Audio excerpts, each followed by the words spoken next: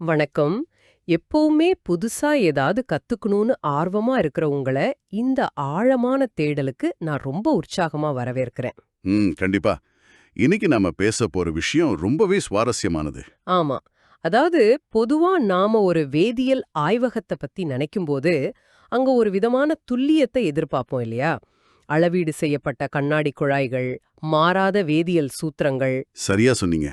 நீங்க ஏ மற்றும் பி அப்படிங்கிற 2 ரசாயனங்கள கலந்தா உங்களுக்கு சி கிடைக்கும். இதுல எந்த ஆச்சரியமும் இல்ல. உண்மதான். ஈர்ப்பு விசை எப்பவுமே ஒரே மாதிரி வேலை செய்யுதோ, அதுபோல ஒரு ஆய்வகத்துல எல்லாமே தர்க்கரீதியாவும் கணிக்கக்கூடிய வகையிலும் இருக்கும். ஆமா. உண்மையான அறிவியல் அப்படிதான் வேலை செய்யுது. மனிதர்களாகிய நமக்கு எப்பவுமே கண்களுக்கு தெரியற, வகைப்படுத்தக்கூடிய விஷயங்கள் மேல ஒரு தனி விருப்பம் உண்டு. ஏன்னா அது நமக்கு ஒரு பாதுகாப்பான உணர்வு தருது. அங்க குழப்பங்களுக்கு இடமில்ல. ஆனா, அந்த பாதுகாப்பான வெளியுலக லேப்ல இருந்து விலகி, நம்ம சொந்த மனசுக்குள்ள, அதாவது அந்த உள்ளுலக ஆய்வகத்துக்குள்ள நம்ம நுழையும்போது, நிலைமை தலைகீழா மாறிடுது. கண்டிப்பா. எந்த ரசாயனம் எப்போ வெடிக்கும், எது எப்போ குளிருண்டு யாருக்கும் தெரியாது. அதான், எப்போ அமைதியா இருந்த மனம், திடீர்னு கோபத்துல கொந்தளிக்கும்னு கணிக்கவே முடியாத ஒரு குழப்பமான இடமா அது மாறிடுது. இப்போ இன்னைக்கு நாம எடுத்துக்கிட்டு இருக்கிற மிஷன் என்னன்னா, இந்த கணிக்க முடியாத உள்ளுலகத்தை எப்படி எதிர்கொள்வது அப்படிங்கறத அலசுறது தான். அதாவது இன்னைக்கு நாம மனசுக்குள்ள ஒரு ஜென் பயணம், தி ஆல்கமி ஆஃப் மைண்ட் அப்படிங்கிற புத்தகத்தோட குறிப்புகளை தான் ரொம்ப ஆழமா பார்க்க போறோம். சரியா சொன்னீங்க. இது வெறும் தத்துவ புத்தகம் மட்டும் இல்ல. நம்ம உணர்ச்சிகளை நாம கையாள்ற விதத்தையே புரட்டி போடுற ஒரு வரைபடம்னு சொல்லலாம். நம்ம மனசுக்குள்ள இருக்கிற துன்பம், கோபம், பயம் மாதிரியான சாதாரண உணர்ச்சிகளை விழிப்புணர்வு அப்படிங்கிற தங்கமா மாத்திர அந்த ரசவாதத்தை எப்படி செய்யறதுன்னு புரிஞ்சுக்கிறதுனா இன்னைக்கு நம்ம இலக்கு. மிகச்சரியான இலக்கு. இந்த புத்தகம் முன்வைக்கிற மையக்கருத்தே இந்த ரசவாதம், அதாவது ஆல்கமி அப்படிங்கிறது தான். இது நம்ம வழக்கமா படிக்கிற சுயமுன்னேற்ற புத்தகங்கள்ல இருந்து முற்றிலும் மாறுபட்ட ஒரு பார்வையை கொடுக்குது. சரி, இத கொஞ்சம் விரிவா பாப்போம். ஆல்கெமி அப்படிங்கிற வார்த்தைய கேட்ட உடனேயே எனக்கு அந்த பழைய காலத்து விஞ்ஞானிகளோட ஞாபகம் தான் வருது. அந்த சாதாரண இரும்பு, ஈயம் மாதிரியான குறைந்த மதிப்புள்ள உலோகங்களை நெருப்புல போட்டு உருக்கி எப்படியாவது தங்கமா மாத்திடணும்னு அவங்க செஞ்ச ரகசிய முயற்சிகள். ஆமா. பண்டைய ரசவாதம் அப்படிங்கிறது வெறும் உலகங்களை மாத்திர வேதியியல் பரிசோதனையா தான் பார்க்கப்பட்டுச்சு. ஆனா அதை எப்படி மனித மனசுக்கு, அதுவும் முக்கியமா உணர்ச்சிகளுக்கு பொருத்த முடியும்? இரும்ப தங்கமாக்குறதுக்கும் நம்ம மனசுக்கும் என்ன சம்பந்தம்? அங்குதான் விஷயமே இருக்கு. ஆல்கெமியோட உண்மையான உட்பொருள் அதுவல்ல. அது மாற்றத்தின் கலை. அதாவது ஒரு சாதாரண அல்லது தேவையற்ற ஒரு பொருள்ல இருந்து மிக உயர்ந்த மதிப்பை உருவாக்குற ஒரு செயல்முறை. ஓ, அப்போ இதையே நம்ம மனசுக்கு பொருத்தி பார்க்கணும்னு சொல்றீங்க? கண்டிப்பா. தினமும் நமக்குள் உருவாகிற கோபம், பயம், பொறாமை, துக்கம் இதையெல்லாம் இரும்பாகவோ அல்லது ஈயமாகவோ நினைச்சுக்கோங்க. மனத்தின் ஆல்கெமி அப்படிங்கிறது இந்த சாதாரண உணர்ச்சிகளை விழிப்புணர்வு, கருணை, ஞானம் அப்படிங்கிற தங்கமான குணங்களா மாத்திர ஒரு நுட்பம் தான். இத கேக்குறப்போ நேர்களான உங்ககிட்ட நான் ஒன்னு கேட்கணும்னு நினைக்கிறேன். நீங்க எப்பவாவது உங்க மனச ஒரு நுண்ணிய ஆய்வகமா நினைச்சு பாத்திருக்கீங்களா? உங்க உணர்வுகள் எப்படி உருகுது, எண்ணங்கள் எப்படி கரையுதுன்னு கவனிச்சிருக்கீங்களா? இது ரொம்ப முக்கியமான கேள்வி. ஏன்னா மனத்தின் ஆல்கெமி அப்படிங்கிறது நாம எப்படி நடந்துக்கிறோம் அப்படிங்கிற நடத்தையே மாத்துறதில்ல, நாம யார் அப்படிங்கிற அடையாளத்தையே மாத்துறது. ஒரு நிமிஷம் போறோங்க. இது கேக்குறதுக்கு தத்வார்த்தமா ரொம்ப அழகா இருக்கு. ஆனா நடைமுறையில பெரும்பாலான உளவியல் நிபுணர்களோ இல்ல சுயமுன்னேற்ற கட்டுரைகளோ என்ன சொல்றாங்க? கோபம் வந்தா 10லேருந்து 1 வரைக்கும் எண்ணுங்கன்னு சொல்றாங்க இல்லையா? ஆனா இல்லனா அந்த இடத்தை விட்டு நகர்ந்து போயிடுங்கன்னு நம்ம நடத்தையே மாத்த சொல்றாங்க. ஆனா இந்த புத்தகம் வேற எதையோ சொல்லுது. அதுதான் நாம புரிஞ்சுக்க வேண்டிய முதல் பெரிய வித்தியாசம். நீங்க உங்க நடத்தைய மட்டும் மாத்த முயற்சிக்கும் போது உங்களுக்குள்ள இருக்கிற கோபத்தை நீங்க அடக்கி வைக்கிறீங்கன்னு அர்த்தம். ஓ, அப்போ அது எப்ப வேணாலும் எரிமலை மாதிரி வெடிக்கான் இல்லையா? கண்டிப்பா வெடிக்கும். ஆனா அடையாளத்தை மாத்தும்போது அந்த உணர்ச்சியே உருமாறிடுது. இதுல ஆச்சரியப்பட வைக்கிற விஷயம் என்னன்னா, நீங்க உலகத்தை மாத்துறதில்ல, உலகமே உங்களால மாறுது. இது எனக்கு இன்னும் கொஞ்சம் நடைமுறைக்கு ஏத்த மாதிரி விளக்க முடியுமா? நான் யாரு அப்படிங்கிற அடையாளத்தை நான் எப்படி மாத்துறது? உதாரணமா, என் மனசு மகிழ்ச்சி, கோபம், விருப்பு, வெறுப்புன்னு எல்லாம் கலந்து கொதிச்சுக்கிட்டு இருக்கிற ஒரு சூப் மாதிரி இருக்குன்னு வைப்போம். ம், சரி. ஒரு நாள் ஆபீஸ்ல யாரோ என்ன ரொம்ப கடுமையா விமர்சனம் பண்றாங்க. என் சூப்பு கொதிக்க ஆரம்பிக்குது. இப்போ நான் என் அடையாளத்தை மாத்துறதுன்னா என்ன பண்றது? அந்த ஆபீஸ் உதாரணத்தையே எடுத்துக்குவோம். யாரோ உங்களை விமர்சிக்கும்போது நீங்க அதை தனிப்பட்ட முறையில எடுத்துக்கிறீங்க. என்ன இப்படி சொல்லிட்டாங்களே அப்படிங்கிற ஈகோ அங்க காயப்படுது. ஆமா, நான் பாதிக்கப்பட்டவர் அப்படிங்கிற அடையாளத்துல அங்க இருக்கேன். சரியா சொன்னீங்க. ஆனா அந்த தருணத்துல நீங்க உங்களை தங்கமா மாத்திக்கிட்டா என்ன நடக்கும்னு புத்தகம் ஒரு அற்புதமான வரிய சொல்லுது. மற்றவர்கள் உங்களை காயப்படுத்த முடியாது, ஏனெனில் நீங்க உங்களையே தங்கமா மாத்திட்டீங்க. வாவ்! தங்கம் எதோடையும் வினை புரியாது, துருப்பிடிக்காது அப்படிங்கறது இங்க குறிப்பிடுறாங்களா? மிகச்சரி. தங்கம் எப்படி அமிலத்துல போட்டாலும் தன் தன்மையை இழக்காதோ, அதுபோல உங்க விழிப்புணர்வு வலுவா இருக்கும்போது வெளியிலிருந்து வர்ற எந்த விமர்சனமோ காயமோ உங்களை ஒன்னும் பண்ண முடியாது. அப்போ அந்த தருணத்துல நான் கோபப்படுற ஒரு நபரா இல்லாம அந்த கோபம் உருமாகிறத வேடிக்கை பார்க்கற ஒரு சாட்சியா மாறுறீங்க. இதுதான் அடையாள மாற்றம். சரி, எனக்கு இலக்கு புரிஞ்சிடுச்சு. இரும்ப தங்கமா மாத்தணும். ஆனா இங்கதான் விஷயம் ரொம்ப சுவாரஸ்யமா மாறுது. இரும்ப தங்கமா மாத்த ஒரு உலை வேணும், ஒரு ஃபர்னேஸ் வேணும். கண்டிப்பா வேணும். எண்ணங்கள் உருகிற அந்த உனையோட நெருப்பு எது? என்ன பொறுத்த வரைக்கும் நாமே தினமும் கோவம், பயம் அப்படிங்கிற இரும்புகளை நம்ம மனசுக்குள்ள போட்டுக்கிட்டே தான் இருக்கிறோம். எந்த நெருப்பு கொண்டு இத தங்கமா உருக்குறது? அந்த நெருப்பு தான் கவனம், அதாவது விழிப்புணர்வு. கவனம். ஆமா, நெருப்பு இல்லையேன்னா நாம உள்ள போடுற கோபமும் பயமும் வெறு இரும்பாகவே தேங்கி போன குப்பையாகவே தங்கிடும். கவனத்தோட வெப்பம் இல்லாத மனம் எப்பவுமே கருப்பு புகையை தான் உமிழும். அதாவது அது நமக்குள்ளேயே நஞ்சா மாறிடும்னு சொல்றீங்க. மன அழுத்தம், பதற்றம் இதெல்லாம் அந்த நச்சு புகையோட வெளிப்பாடுதான் இல்லையா? மிக துல்லியமா சொன்னீங்க. ஆனா நீங்க ஒரு உணர்ச்சியோட மேல கவனம் அப்படிங்கிற வெப்பத்தை செலுத்தினா அதே கருப்பு புகை ஒளியா ஒரு மருந்தா மாறும். இல்ல, மன்னிக்கணும், நான் இதை கொஞ்சம் ஆழமா எதிர்க்க விரும்புறேன். எனக்கு கோபம் வரும்போது நான் அந்த கோபத்தின் மேல கவனம் செலுத்தினா அது என் கோபத்தை இன்னும் அதிகமாக்காதா? இது பலருக்கும் வர இயல்பான சந்தேகம்தான். பாத்தீங்கன்னா, நான் எவ்ளோ கோவமா இருக்கேன் பார் அப்படின்னு நினைக்கிறது நெருப்புல எண்ணெய் ஊத்துற மாதிரி தானே தோணுது. வெறும் கவனம் எப்படி அதை தங்கமா மாத்தும்? இது ஒரு மிகச்சிறந்த கேள்வி. நீங்க சொல்றது எண்ணெய் ஓட்டத்துக்குள்ள மூழ்கிறது, அதாவது ரிமினேஷன். அது நெருப்புல எண்ணெய் ஊத்துறது தான். ஆனா ஜென் தத்துவம் சொல்ற கவனம் அதுவல்ல. அப்போ எது உண்மையான கவனம்? உங்களுக்கு கோபம் வரும்போது அவன் என்னை இப்படி பண்ணிட்டான், அவனுக்கு நான் பாடம் புகட்டணும்னு நினைக்கிறது எண்ணங்களுக்குள்ள மூழ்கிறது. அதுக்கு பதிலா விலகி நின்னு என் உடம்புல இப்போ வெப்பம் அதிகரிக்குது, என் மூச்சு வேகமாகுது. ஓ, என் மனசுல ஒரு கோபத்தின் அலை உருவாகி இருக்குன்னு பாக்குறதா? ஆமா, எந்த விதமான விமர்சனமும் இல்லாம வெறும் சாட்சியா பாக்குறது தான் நாம பேசுற கவனம். அப்படியா? அதாவது அந்த உணர்ச்சிய நான் எனக்கு சொந்தமானதா ஆக்கிக்காம ஒரு திரைப்படத்தை பாக்குற மாதிரி தள்ளி நின்னு பாக்கணும்னு சொல்றீங்க. சரியா பிடிச்சிங்க. இத ஒரு பெரிய கண்ணோட்டத்துல பார்த்தோம்னா, நீங்க உணர்ச்சியோட போராடும்போது எரியும் மனமா இருக்கீங்க. நீங்க அதை கவனிக்கும்போது பார்க்கும் மனிதரா மாறுறீங்க.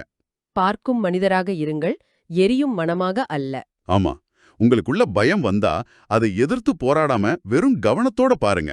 அந்த பயம் தானாவே கூர்மையான விழிப்புணர்வா மாறும். வாவ்! கோபம் வரும்போது அத அப்படியே கவனிச்சா அதிலிருந்து ஒரு உற்சாகமும் தன்னம்பிக்கையும் பிறக்கும்னு புத்தகம் சொல்லுது. அதே போல துன்பம் வரும்போது அதை விழிப்புடன் பார்த்தா அதிலிருந்து கருணையும் ஞானமும் பிறக்கும். இதுதான் இந்த மனத்தின் ஆல்கெமி. எண்ணத்தை மாத்த வேண்டாம், அதை பாருங்க. அந்த பார்வைதான் மாயையை உருக்குற தீ. கேட்கறதுக்கு ரொம்ப எளிமையாவும் அதே சமயம் பிரம்மாண்டமாவும் இருக்கு. ஆனா நாம இப்ப கொஞ்சம் யதார்த்தத்துக்கு வருவோம். சரி, சொல்லுங்க. அதாவது ஜென் துறவிகளுக்கு மலையில உட்கார்ந்துகிட்டு இதெல்லாம் செய்யறது ரொம்ப சுலபமா இருக்கலாம். ஆனா தினமும் டிராஃபிக்ல மாட்டிக்கிட்டு வேலை பழுவால தவிக்கிற சாதாரண மனிதர்களுக்கு இது எப்படி சாத்தியம்? இது ஒரு முக்கியமான கேள்வியை எழுப்புது. ஆமா, அதிலும் குறிப்பா கோபமோ பயமோ வரும்போது நம்ம உடம்புல அட்ரினலின் பெருக்கெடுத்து ஓடுது, இதயம் வேகமா துடிக்குது. புத்தகம் கூட சொல்லுதே, கோபத்துக்கு அட்ரினலின், அன்பு வரும்போது ஆக்சிடோசின், அமைதிக்கு செரோட்டோனின் சுரக்குதுன்னு. ஆமா, இதெல்லாம் தானாவே நம்ம மூளையில நடக்கிற தவிர்க்க முடியாத ரசாயன மாற்றங்கள் தானே. நான் வெறும் கவனத்தை செலுத்துறதால என் உடம்புல ஓடுற ஒரு ரசாயன வெள்ளத்தை எப்படி தடுத்து நிறுத்த முடியும்? அந்த ஸ்விட்ச் எங்கே இருக்கு? இது அறிவியலுக்கு முரணான ஒரு தத்துவம் மாயையா தோணுதே. இந்த இடத்துல தான் நம்ம தத்துவத்திலிருந்து அறிவியலுக்குள்ள நுழைகிறோம். நீங்க கேட்ட இந்த சந்தேகம் பலருக்கும் இருக்கு. ஆனா ஜென் அப்படிங்கிறது கண்கட்டி வித்தையோ இல்ல மாய தத்துவமோ கிடையாது. ஓ, அப்போ இதுக்கு பின்னாடி சயின்ஸ் இருக்கா? கண்டிப்பா. அது மூளையில நடக்கிற உண்மையான நிரூபிக்கப்பட்ட வேதியியல் மாற்றம். நீங்க சொல்றது 100க்கு 100 உண்மை. கோபமோ பயமோ வரும்போது ரசாயனங்கள் சுரக்குது. ஆனா அந்த ரசாயனங்களுக்கான ஸ்விட்ச் எங்க இருக்குன்னு நீங்க எப்போவாது யோசிச்சிருக்கீங்களா? அது தானாவே மூளையிலிருந்து சுரக்குதுன்னு தான் நான் நினைச்சேன். மூளையில ஏதோ ஒரு பகுதி அந்த அலாரத்தை அடிக்குது இல்லையா? சரியா சொன்னீங்க. அந்த பகுதிக்கு பேரு தான் அமிக்தாலா. மனித மூளையில இருக்கிற இந்த அமிக்தாலா பல லட்ச வருஷங்களா பரிணாம வளர்ச்சியில நம்ம விலங்குகள் கிட்ட இருந்து காப்பாற்ற உருவான ஒரு அலாரம். ஓஹோ. ஒரு புலி எதிரே வந்தா உடனடியா தப்பி ஓடவோ அல்லது சண்டையிடவோ இந்த அமிக்தாலா தான் அட்ரினாலினா சுரக்க செய்யுது. பிரச்சனை என்னன்னா, நம்ம நவீன கால மூளைக்கு எதிரே வர்ற புலிக்கும் ஆபீஸ்ல பாஸ் அனுப்புற ஒரு கோபமான இமெயிலுக்கும் வித்தியாசம் தெரியாது. ஆமா, ரெண்டுக்கும் அது ஒரே மாதிரியான அலாரத்தை தான் அடிக்குது. இது உண்மையாகவே ஒரு பெரிய வெளிச்சத்தை தருது. என் பாஸ் அனுப்புற இமெயில பார்த்து என் மூளை புலி வந்துருச்சு, உடனே அட்ரினலின வெளியிடுன்னு நினைக்குது. கரெக்ட். சரி, இப்போ என் அமிக்டாலா அலாரம் அடிச்சிடுச்சு, நான் பயத்துல இருக்கேன். இந்த இடத்துல என் விழிப்புணர்வு எப்படி அறிவியல் பூர்வமா வேலை செய்யும்? அந்த நேரத்துல தான் மனத்தின் ஆல்கெமி நிகழணும். நீங்க அந்த பயத்தையோ கோபத்தையோ உணரும்போது அதனுள்ள மூழ்காம சற்று விலகி நின்னு, ஓ இது வெறும் கோபம், என் அமிக்டாலா இப்போ வேலை செய்யுதுன்னு விழிப்புடன் கவனிக்கும்போது என்ன நடக்குது தெரியுமா? என்ன நடக்கும்? மூளையோட ரத்த ஓட்டத்துல ஏதாவது மாற்றம் ஏற்படுமா? மிக துல்லியமா. நீங்க அந்த உணர்ச்சியை அடையாளம் காணும் அந்த ஒரு நொடியில மூளையோட அமிக்டாலாவுக்கு போற ரத்த ஓட்டம் தானாகவே குறையத் தொடங்குது. அப்படியா? ஆமா, அந்த சுடர் மெதுவா சுருங்கி மூளையோட முன் பகுதியில உள்ள ப்ரீஃப்ரண்டல் கார்டெக்ஸ் அப்படிங்கிற பகுதிக்கு ரத்த ஓட்டம் மாறுது. இந்த ப்ரீஃப்ரண்டல் கார்டெக்ஸ் தான் தர்க்கம், பகுத்தறிவு மற்றும் அமைதியோட மையம். அது ஒளிரத் தொடங்குது. அந்த ஒளிதான் தியானத்தின் தங்கம். வாவ்! அதாவது நான் அந்த உணர்ச்சியோட சண்டை போடுறத விட்டுட்டு அத வெறுமனே இது ஒரு கோபத்தின் அலைன்னு கவனிக்கும்போது நான் மூளையோட ஒரு பகுதியிலிருந்து இன்னொரு பகுதிக்கு ஆற்றல மடைமாத்துறேன். ஆமா, உங்க கவனத்தால மூளையோட வேதியியலே உங்க கண்முன் மாறுது. இது உண்மையிலே வியப்பா இருக்கு. இது வெறும் தத்துவம் இல்ல, இது முழுமையான நரம்பியல். அது மட்டுமில்ல, இது இன்னும் ஆழமான ஒரு தளத்திலையும் வேலை செய்யுது. நீங்க இப்ப சுவாசிக்கிறீங்க அல்லவா, உங்க சுவாசத்தை ஒரு கணம் கவனிச்சு பாருங்க. அப்படி கவனிக்கிற அந்த ஒரு கணத்துல மூளையோட வென்ட்ரோமீடியல் கார்டெக்ஸ் செயல்பட தொடங்குது. ஓ, மூச்சை கவனிக்கும் போது மூளையில மாற்றம் நடக்குதா? கண்டிப்பா. இது பயத்தை அணைச்சு அமைதியை உருவாக்குற பகுதி. நீங்க உங்க மூச்சை கவனிக்கிற அந்த சின்ன நொடில உடலுக்குள்ளேயே ஒளிய வரவழைக்கிறீங்க. நாம உணர்வுகளை அழிக்கவோ நசுக்கவோ முயற்சி பண்றதில்ல. அதாவது ஒரு கெட்ட நினைவ குற்ற உணர்வோட பார்த்தா அது நச்சு, அதே நினைவ அது கடந்து போன ஒண்ணுன்னு கருணையோட பார்த்தா அது மருந்து. சரியா சொன்னீங்க. உணர்வுகளை மாத்தாம அதோட வண்ணத்தை மாத்துற இந்த நரம்பியல் கலைதான் உண்மையான ரசவாதம். அப்போ வெடியுவதத்துல ஒரு விஞ்ஞானி இரும்பை தங்கமாக்க முயற்சி செய்றார். ஆனா நமக்குள்ள ஒரு துறவி துக்கத்தையும் கோபத்தையும் அமைதியா ஞானமா மாத்த முயல்றார். அந்த பரிமாற்றம் நம்ம மூளையோட ரத்த ஓட்டத்தின் அளவுல ஒவ்வொரு நொடியும் நமக்குள்ள நடந்துகிட்டு இருக்கு. மிக சரியான ஒப்பீடு. மனம் எரியுது, உருகுது. ஆனா விழிப்புணர்வு அப்படிங்கிற நெருப்பால அது சுத்தமாகுது. அந்த தீல பிறக்கிற ஒளியே ஞானம். அந்த நிலையில மனம் அப்படிங்கிற கூச்சலே இருக்காது, அமைதி மட்டுமே எஞ்சி இருக்கும் இல்லையா? ஆமா, அந்த அமைதியோட ஒளியே நாம தேடுற உண்மையான தங்கம். நம்ம இதுவரைக்கும் பேசின விஷயங்களை நேயர்களுக்காக சுருக்கமா தொகுத்து பார்க்கலாம். மனத்தின் ரசவாதம் அப்படிங்கிறது நம்ம வீட்டை விட்டு இமயமலையில போய் தவம் செய்யறதோ இல்ல உலகத்தை விட்டு விலகி வாழ்றதும் கிடையாது. கண்டிப்பா கிடையாது. அது நாம தினசரி எதிர்கொள்ற ஒவ்வொரு சின்ன தருணத்திலையும் நடக்கிறது. ஆமா, ஒரு எண்ணத்தை கவனிக்கிற அந்த சின்ன நொடிதான் மாற்றத்தின் ஆரம்பம். நீங்க நான் கோபமா இருக்கேன்னு அந்த உணர்ச்சியாவே மாறுறதுக்கும், எனக்குள்ள இப்போ கோபம் வந்துட்டு இருக்குன்னு அதை விலகி நின்னு கவனிக்கிறதுக்கும் உள்ள அந்த ஒரு சின்ன இடைவெளிதான் இந்த மனத்தின் ஆல்கெமி. அந்த ஒரு சின்ன இடைவெளியில தான் உங்களை சுற்றியுள்ள மாயைகள் கரையுது. நீங்க உங்களை விமர்சிச்சா அது உங்களை இரும்பாக்கும். நீங்க உங்களை கவனிச்சா அது உங்களை தங்கமாக்கும். நீங்க உங்களை விமர்சிச்சா அது உங்களை இரும்பாக்கும், உங்களை கவனிச்சா அது உங்களை தங்கமாக்கும். வாவ்! இதை விட சிறப்பா இதை சுருக்க முடியாது. இதை கேட்டுக்கிட்டே இருக்கிற நீங்க அடுத்த முறை ஒரு சவாலான சூழ்நிலையை எதிர்கொள்ளும் போது இதை நினைவில் வச்சுக்கோங்க. ஆமா, உங்க உணர்ச்சிகளுக்கான ஸ்விட்ச் உங்க கைகள்ல தான் இருக்கு.